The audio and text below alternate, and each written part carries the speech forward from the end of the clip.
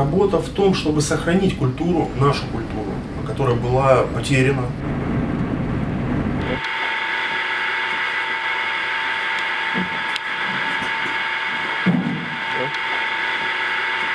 Это было в 2007 году.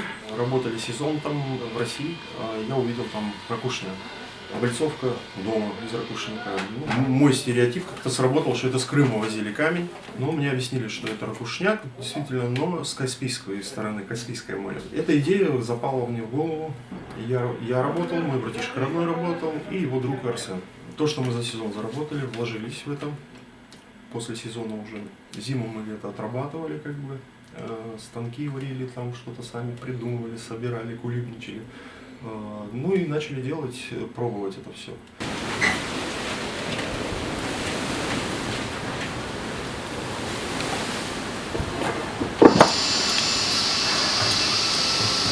Первый клиент это был человек с Украины, Одесса, частный дом, облицевали нашей ракушкой, порядка 1500 квадратов, по-моему, все вышло с пристройками, с заборами и со всем остальным.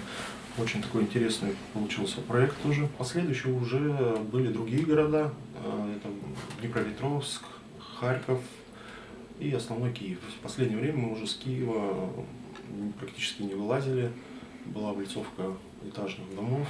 Застройщики канадцы, проект был от канадцев, очень строгие такие во всем были, до миллиметра каждый, все проверяли, и балясины мы делали, и карнизы, и балюстрады, все это просто проверялось прямо на таком уровне, очень серьезно. Но, к сожалению, так вот получилось, как получилось. Все это прервалось, а у них планы были дальше строить. Ну, как бы мы уже дальше акцент уже сделали только на Крым.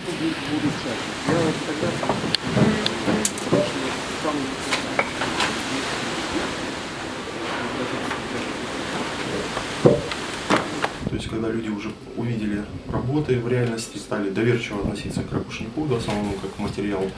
Кафешки некоторые там по чуть-чуть, пробники, да, вот, то есть люди с недоверием, но они видят, что это красиво, но хотя бы какой-то кусочек оформить, чтобы выделиться, да, каким-то образом. В итоге, конечно, это было все красиво, то есть и проходили когда год-два, люди проезжают, смотрят на это все, и уже как бы у них доверие какое-то возрастало, да, что, ну, 2 зимы простоял, значит, все-таки держится, значит, можно чего-то большего. Мы, в принципе, брались за все подряд, что касается камня, чтобы максимум было его в Крыму, чтобы люди щупали это все. То есть мы шли на то, что даже делали какие-то скидки, там, да, вот, чтобы это работало. Вот, если мы видим, что этот объект где-то там находится в таком месте, где человек может подойти даже это пощупать, да, то мы делали максимальные скидки человеку, все условия создавали, чтобы он заказал это, ну, и его как бы интерес, да, в этом. И в оконцовке, конечно, это получалось очень красиво, интересно, и клиент сам был, так, как бы, да, удовлетворен увиденным в реальностях. Ну и люди, конечно, это все подхватили. Камень будет. Кого-то не пускаете?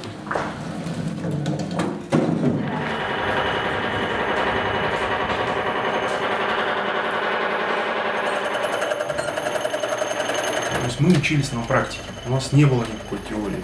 Я всегда склонялся к тому, что все-таки в таких вещах, особенно практика, это лучший учитель. Да? Ни в каком институте мне не скажут, какой плотности камень, как с ним работать, да, и все остальное. То есть на сегодняшний день у нас этого, я не слышал, что есть. Либо это надо ехать куда-то там где-то учиться за границей. В принципе, можно научиться в течение месяца уже что-то делать, да, и практиковаться дальше самому. Пробовать, искать, может, свой стиль какой-то, чтобы не повторяться, да, там, отличаться чем-то. Опять же, если человек терпелив, да, есть там потенциал рисовать, да, опять же, чертить. Ну, даже такие вещи, это может сделать кто-то, да, там дальше уже больше, да, и в процессе учиться и рисовать. Я в детстве рисовал, ну, я такой любитель был. Там всякие картинки, там в школе там сосед попросил что-то нарисовать, там карикатуру какую-то, еще что-то. То есть, ну, такой, я не профессионал был. Да, вы за студию там Анашка моя отдавала меня, Я где-то, не помню, точно полгода, год, ну, ходил за студию, меня учили там картины рисовать, еще что-то, но это было в далеком прошлом, я был очень маленький, помню, во втором классе, по-моему. Вот. Потом это все закончилось, ну, я продолжал время от времени рисовать что-то такое.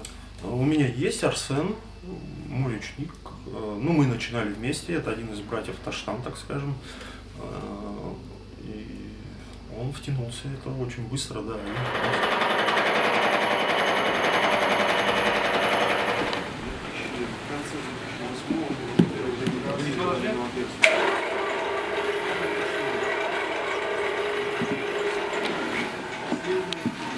Работа в том, чтобы сохранить культуру, нашу культуру, которая была утеряна. Я не скажу, что я там какой-то историк. Просто в связи с тем, что моя работа связана с камнем, я физически, да, не только теоретически, да, изучаю это все. И стараюсь параллельно сразу, что я узнал, поделиться там в соцсетях, допустим, да, этой информацией, чтобы люди тоже знали. Потому что для меня это было удивлением. Да, я узнал что-то новое, как строились дома, как это все было сложно. Как мы вот так вот ездим и пытаемся, да, конечно, это все фиксировать, и что в письменном, что в фотографиях, да, собирать какую-то информацию. Потому что, ну, на сегодняшний день, вот, я не знаю, может даже хотел бы видеть какого-то конкурента, да, вот, кто именно исторически будет работать, и может даже где-то я бы и помог, потому что востребованность есть. Но мастеров мало. Ну, мы все это утеряли, не то, что там кто-то виноват в этом, да, мы просто сами тоже много чего утеряли. И восстановиться, да, и есть ли желание у людей, нет, пока мы этого не знаем. Ну, будем смотреть, как раз таки, когда будем проводить мастер-классы, будем смотреть, кто это, у кого желание проявится такое. Я изучаю это вплоть до того, что многие даже, ну, некоторые, да, так скажем, мои близкие друзья, знакомые, когда ты, ну, они же, понятно, что шутка, но я уже всерьез задумываюсь и собираю эту информацию, в первую очередь, в фотографиях, там, да, в каких-то записях, может быть, в каком-то там лет 55 буду писать какую-то книгу про это, чтобы поставить хоть что-то следующим мастерам может пригодиться, или еще кому-то, кто будет интересно, да, как это все происходило.